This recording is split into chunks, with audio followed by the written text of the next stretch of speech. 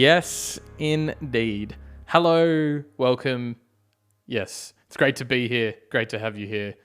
My name is Ben Witkowski, and it is episode 6 of the Universal Language of Music, a podcast that explores the wonderful power and wonderful brilliance of music in amongst some thoughts and observations from a man looking down the barrel of a camera, talking in a microphone in a remote Australian town 300 kilometers away from the nearest place to buy socks. It's hopefully something that you're enjoying. We have a bit of a balance on this podcast. The audiobook goes super nerdy and deep dives into some technical and theoretical specificities of music. And then the podcast, usually you have to endure a little bit of rambling from me. But not in this episode. Well, maybe. I'll try not to. I've got some things to cover because we are talking about the topic of episode 6. Is music really a language? If you tuned into the audiobook or if you indeed read the blog, which is on my website, benwitkowskimusic.com, you'll find out that I answered it with a yes and a no because I'm spineless and can't make decisions. No, my main comparison was if you took a newborn baby and for the first 5 years of its life, you only taught it language through music, or you only taught it language and you never opened its what's that word? You never made it privy to listening to music. How well would that baby communicate with each one? And I think the very obvious answer is that if you don't teach a child how to speak, it won't learn how to speak. So it can't obtain that skill set, that language need from music. However, as I went into the research, it showed that to expose a kid to music, or to expose anyone to music, in conjunction with language, at times the music can actually be far more powerful than the language itself. We looked at this term ethnomusicology, which is kind of a fancy way of talking about how music can transcend across cultures. That is essentially the primary function of this entire podcast, which will then turn into some case studies of countries and religions and cultures and different groups, which will then turn into a documentary. Netflix, please. I sent a pitch for this documentary to Netflix last year, and they didn't reply.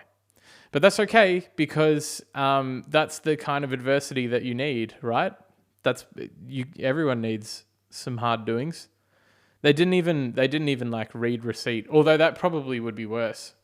It's probably better that they just spammed it, I guess, because it's nothing worse when you message someone and they just give you the scene, the tick, and they don't reply. So Netflix, if you're listening to this, I am a personality. Please put me on your network and let me travel across the world and showcase the wonderful power of music as we travel through cultures. Thanks. Cheers.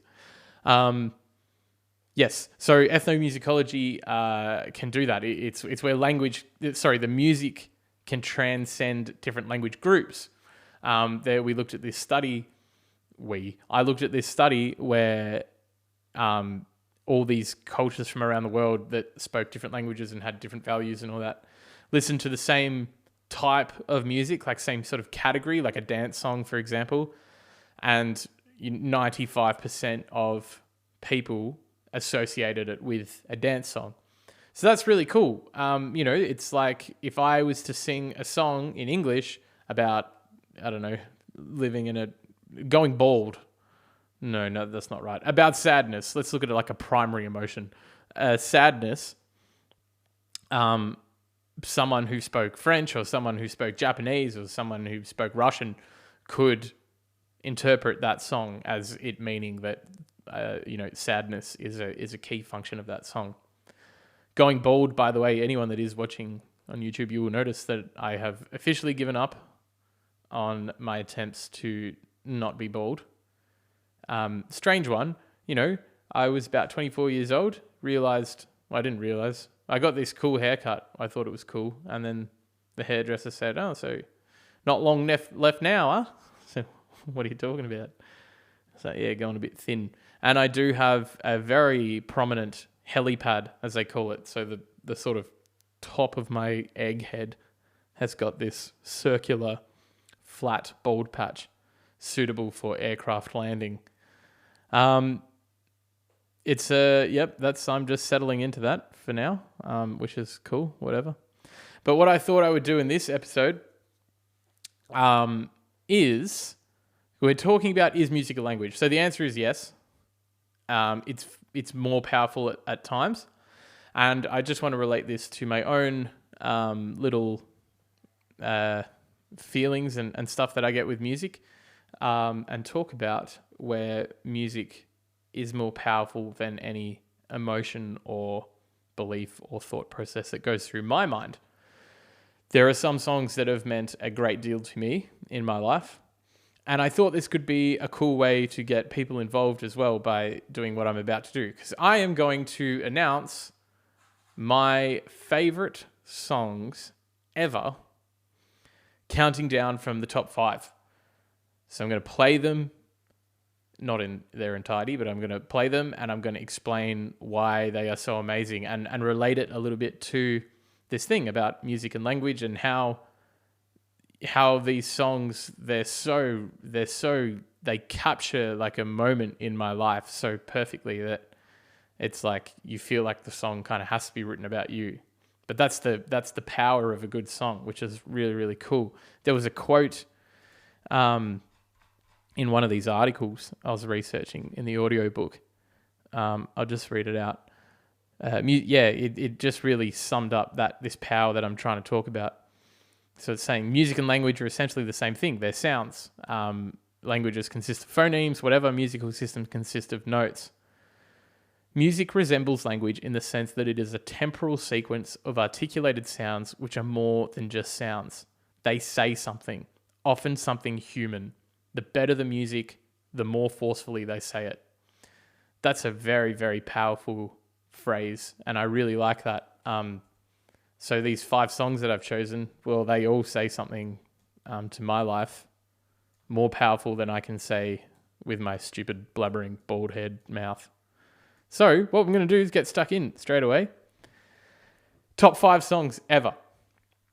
Now, I've deliberated about this list for years and years and years and years and years and years. And I must stress, for anyone that's going to post any sort of negative feedback or detract from what I'm about to do, this is not my list of what I think the best songs ever made are. If that makes sense. This is just my top 5, personal top 5. And if you really don't like what I'm going on about, you can send in your top 5, and then in a future podcast episode, I will analyze it and I will bag you out for your shit music taste. Or have a positive discussion about the beautiful diversity in which musical genres provide the opportunity for people to connect through different thoughts and whatever. Okay, so top 5 songs. Let's get stuck in. This is number 5.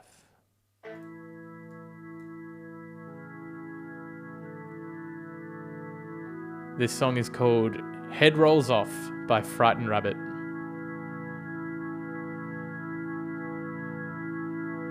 Jesus is just a Spanish boy's name. How come one man got so much fame? Now, I'm not going to play the whole thing, but I just want to give you a little bit of an introduction. I'll talk about it and then listen to some key points a little bit more. Doesn't have faith. Give me the cloth and I'll wipe my face. When it's all gone, something carries on, and it's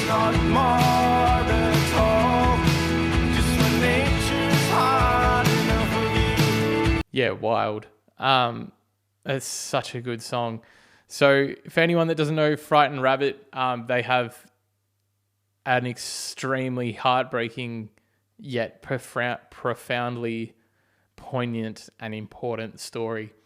They're from Scotland, obviously like a sort of indie rock arrangement. And the lead singer, Scott Hutchinson, he battled a lot with mental illness and depression, had alcohol problems and everything. And I've heard this a couple of times that people say it's good for a musician to be in a melancholic mood because it produces brilliant creative art. And I think that is true to an extent, but with the case of Frightened Rabbit, unfortunately ended in extremely tragic circumstances. Scott was plagued by this crippling sadness. He wrote the most beautiful songs to share his experience with the world, which really, resonated with a lot of people, really made people that were going through some similar stuff be able to get it out of their own mind. I know in times of my sort of adverse mental health, I find that writing down like the thoughts going through my mind or what's going on is like it's got this like sort of symbolic meaning behind it, because when you write it out, it's out of your head and it's sort of external now. It's not in your mind, only in your mind playing tricks on you. You can read it, and a lot of the times it reads so stupid. Like it doesn't make sense about what you're saying, like so negatively about yourself or about the world. A lot of the times it does, of course. But yeah, Scott could articulate this feeling of what was going on inside his head in the most beautiful forms of music. And yeah, this song, Head Rolls Off, for me, has done wonders in my life. Really, really has. There's one particular lyric that I'm just going to try and find, because I think it sums up everything about any sort of mood that you're in, whether you're feeling some sort of life-fulfilling prophecy or whether you're a bit down in the dumps. There's this sort of beautifully simple quote, beautifully simple lyric from this song. I'm just going to find it right now. My blood stops, someone else's will not. When my head rolls off, someone else's will turn. Oh, while I'm alive, I'll make tiny changes to earth. While I'm alive, I'll make tiny changes to earth. I love it. I love that lyric. It's so simple. It's so meaningful. It sums up everything. It puts it perfectly. It puts life into perspective so perfectly. I feel a lot of the time I get sort of bombarded or sort of overwhelmed with like how the enormity of negativity that exists around the world. And there's only so much you can control, you know. I find a really funny little example, not really funny, but you look at like a politician, whether you like politicians or not or whatever, some politician will announce that they're, got this like multi-million-dollar campaign to like help, I don't know, climate change or something. And no matter what, someone will comment on that and be like, what about the kids in Africa? Well, it's like, yeah, it's not a choice, right? It's not one or the other. But at this point in time, I'm talking about that. But it just shows that there's so much on people's minds, let alone their own issues. There's so much going on in the world, which is just, it can be a bit overbearing. And I just love that lyric from Scott. While I'm alive, I'll make tiny changes to the earth. The tiny change might just be asking someone how their day's going, or I don't know, meditating for 10 minutes or something like that. It's a little tiny little change, but it's affecting you. It's affecting your little community around you. And who knows the power that it might have for other people in the world. So that is beautiful. Number 4 now. All right, let's go straight into number 4. Goodness me, I love this song. Where is it? There it is. Oh, yes. Magnolia, by Gang of Youths. This song is madness. Gang of Youths, anyone that knows me will have heard me ramble on about Gang of Youths, and it is just the most brilliant song, Magnolia. It makes you want to dance, it makes you want to jive and bop and, I don't know, get on someone's shoulders. It's kind of like a real FU to everything, but also nothing. And again, we're talking about a man, Dave Leopepe, who just somehow has this way with writing music and the way with lyrics and the way with his stage presence to bring from such melancholic like depression or from such like sadness and harsh treatment in life to come up with such a like celebratory feeling around something sad. It's unreal. This song, I'm just gonna stop. Cause I'm on the other side of the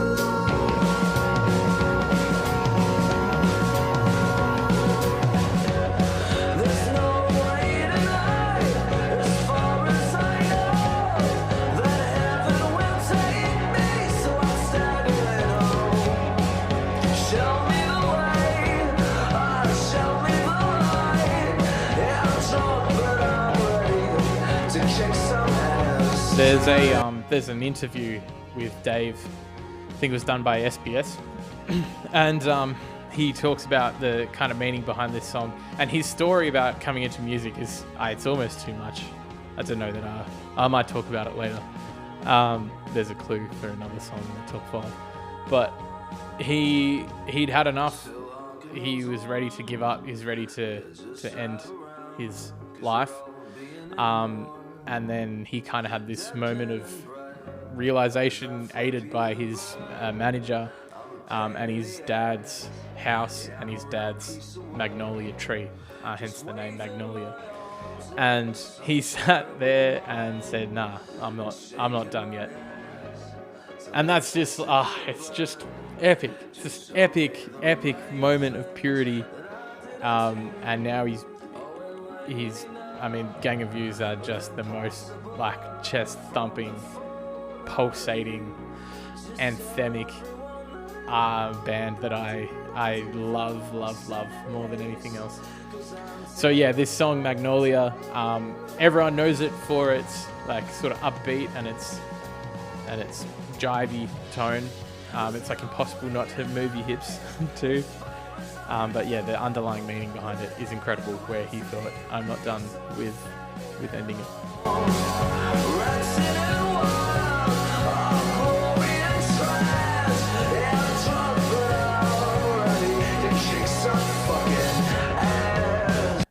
Yes. So there you go. That is number 4, Magnolia by Gang of Youths. We'll go straight in to number 3. Now, this song has got, this is just epic. You may not know this song. You may know it. You probably don't know what it's saying, but that's fine. It is, of course, Hoppy Polla by Sigaros.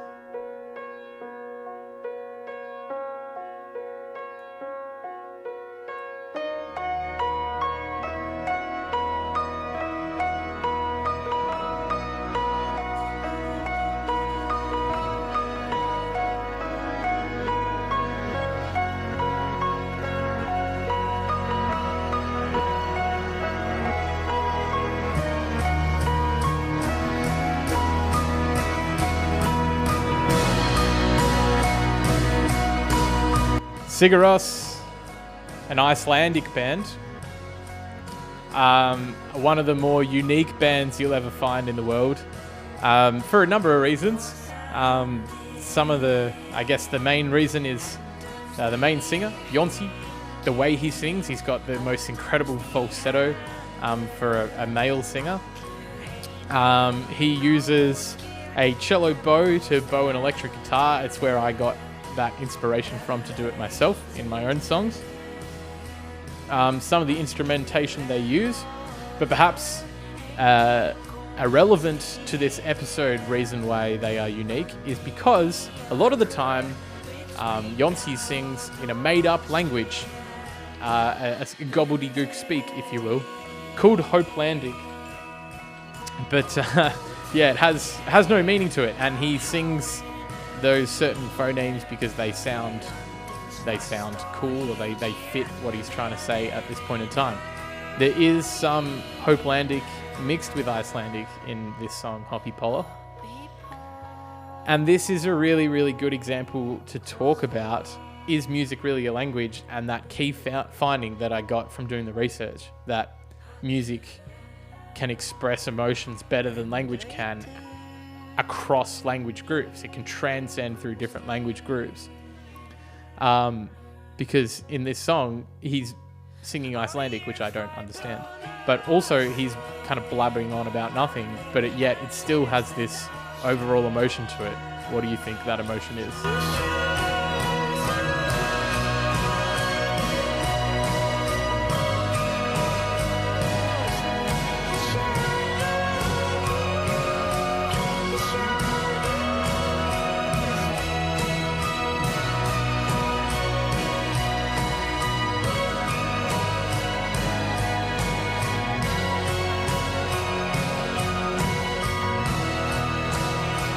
Just incredible. When I hear this song, it just fills me with this radiant smile. Surely it makes you want to smile too.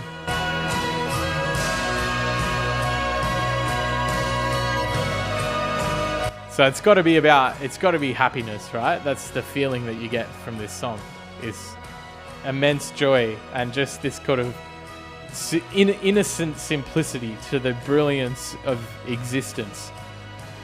And as far as I'm aware, that is what the song is about. I think the song literally is about jumping in puddles.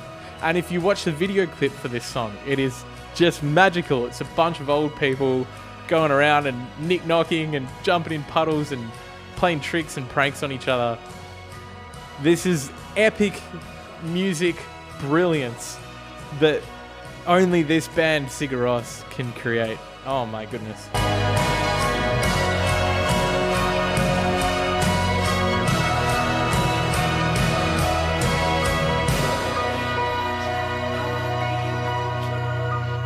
Yeah, they are one of the most inspiring bands that I've ever heard and listened to. Got a plethora of different styles and vibes, but their use of instrumentation is just unreal. And that song, I never thought a song about jumping in puddles could be so powerful in my life, but here we are. That is number 3. And that brings us to the top 2. So going into number 2. Now this is a song from a band that I would say for probably the first, at least 18 years of my life, they were my favorite band of all time, and this is my favorite song of all time. I deliberated over and over and over again whether this song should be number 1 to my eventual number 1, but it just didn't make it. But I think, if I did this podcast when I was 18 years old, this would far and away have been the number 1 song. But here you go. Number 2. Oh, hang on a sec. It's the video clip. I downloaded this illegally. Hang on, let's just wait for it to kick in. When you try your best but you don't succeed. That's right. Fix You When you by get Coldplay. what you want but not what you need. When you feel so tired but you can't sleep. Stuck in reverse.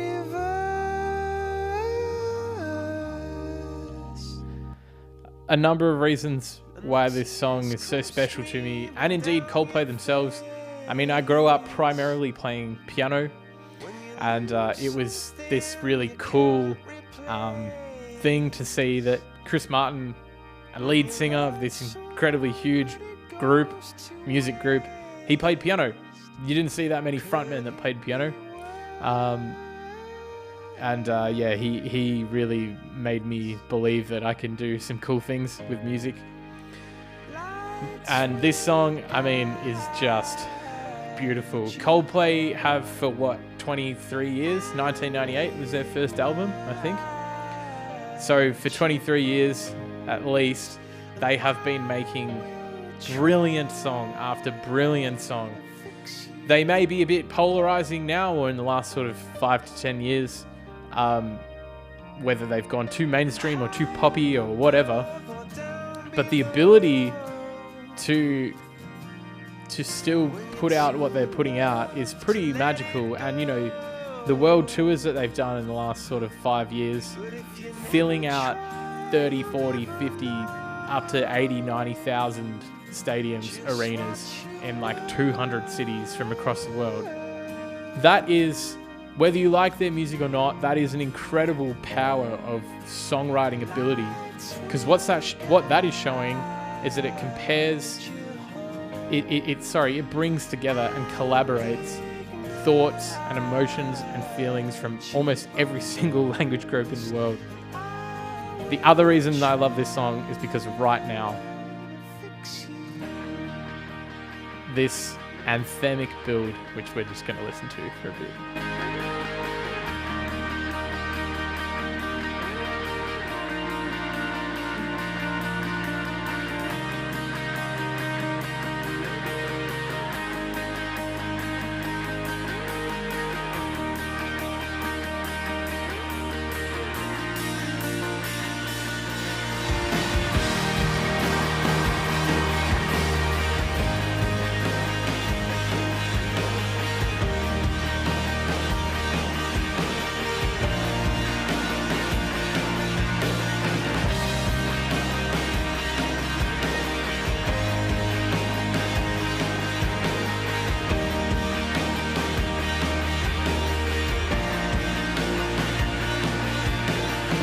From a nerdy songwriting point of view, to start the song with this organ and piano, and then not follow the pop song structure, which they and many other pop groups are associated with, verse, chorus, bridge, chorus.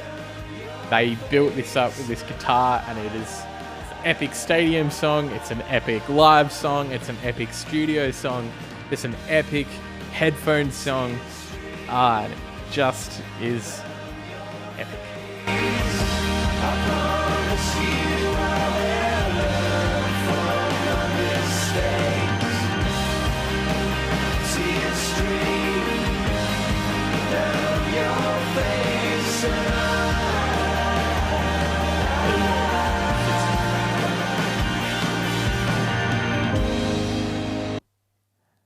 I remember listening to this song when I was in Paris. I went to school exchange, lived in Paris for a bit.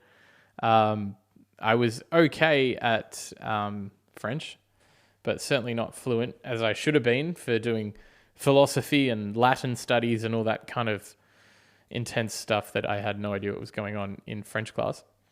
So I remember I used to walk from my house to the school, and I would always listen to this song. And I remember walking through the streets of Paris and thinking, this is a song I would love to play live on stage one day. And it always sat in my head that I could do that one day. I could be on stage and I could play piano and I could sing and I could draw in a crowd and I could share a moment with everyone there in that room or in that arena or in that stadium, whatever.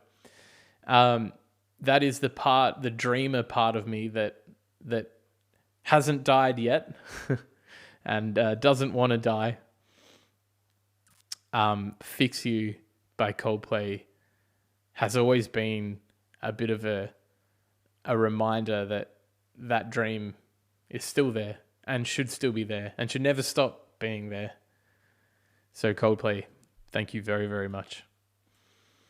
Now that leads us to the number one song in my life, my number one song ever. Now, again, as I said, I deliberated very much between Fix You and this song. But I had to look a little bit at the heart. I had to look a little bit at the stats. The stats of my Spotify do not lie. This was my number one song in 2017. It was in the top 5 of my top 5 songs every year since, and in my Spotify Song of the Decade in the 2010s, this was number 1.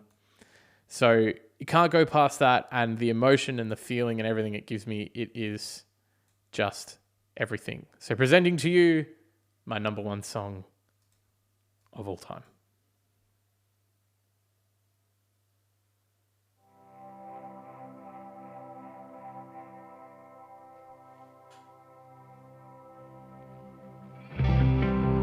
It is The Deepest Sighs, The Frankish Shadows by Gang of Youths.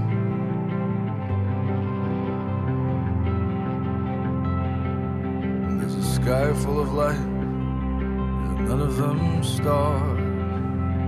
But each white silvery flicker is a faithful reminder to us of a weight that's beneath that makes a dick of a soul. If it happened today, then it's probably happened before. In a crowd unfamiliar, I just wanna touch your familiar face and make friends at the parties. I feared the likes of an age to be wanted with truth and make formidable love. See light in myself that I see inside everyone else I know. You know, in episode 1 of this podcast, I think it was episode 1, I analyzed the 2 spectrums of my mind, the 2 thought processes of my brain and my mind about life. One of them, this magical opportunity that we have for a finite amount of time to make these tiny changes in the world and feel the present moments and just be the most epic version we can in this beautiful world and this beautiful planet surrounded by beautiful people, and that juxtaposed with the other thought of like, well, you know what, none of it matters, we're all gone anyway soon, we're all nothing, space is going to end, the world's going to end, the universe is going to end. And this song for me just analyzes and puts that all together perfectly, because it is a song that says, you know what, not everything means something, just enjoy it. Laugh with your heel on its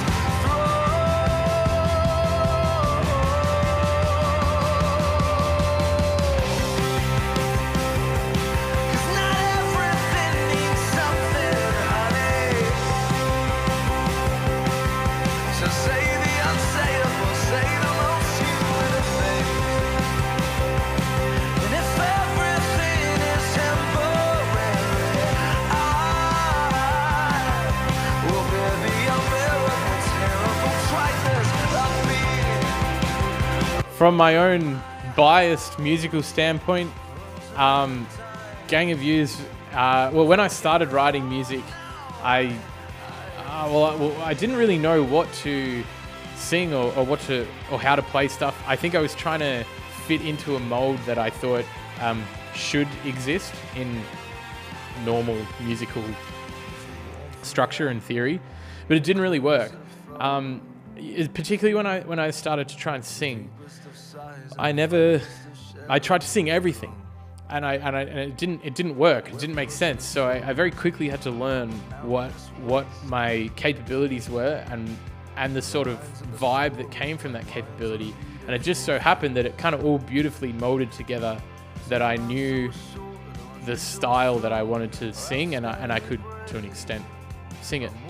But there was no music out there I really thought that kind of sounded like this style that I was portraying or wanted to portray or wanted to share with the world. And then Gang of Youths came along, and I remember seeing them once at Falls Festival in 2015 and thought, oh my god, these guys are pretty hectic. And then got into Magnolia, which was number 4. And then they released this album, Go Farther and Lightness, and it like just pretty effectively changed my life.